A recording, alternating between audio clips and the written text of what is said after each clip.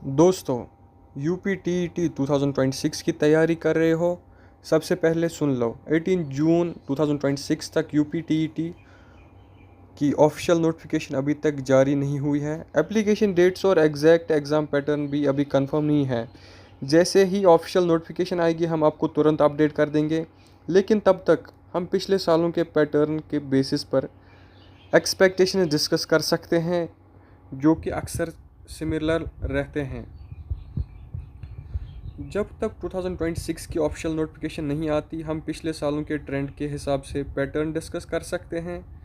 Paper 1 primary teacher के होते हैं, जिसमें 150 क्वेश्चंस होते हैं और 150 मार्क्स के लिए टाइम मिलता है 1.5 घंटे। सब्जेक्ट में CDP हिंदी, दूसरी लैंग्वेज में मैथ्स और EVS शामिल होते हैं। पेपर 2 अपर प्राइमरी टीचर के लिए होते हैं, इसमें भी 150 क्वेश्चन 150 मार्क्स के 1.5 घंटे के लिए होते हैं। सब्जेक्ट में CDP हिंदी, दूसरी लैंग्वेज और या फिर तो मैथ्स एंड साइंस या सोशल स्टडीज़ में एक ही चूज़ करना होता है।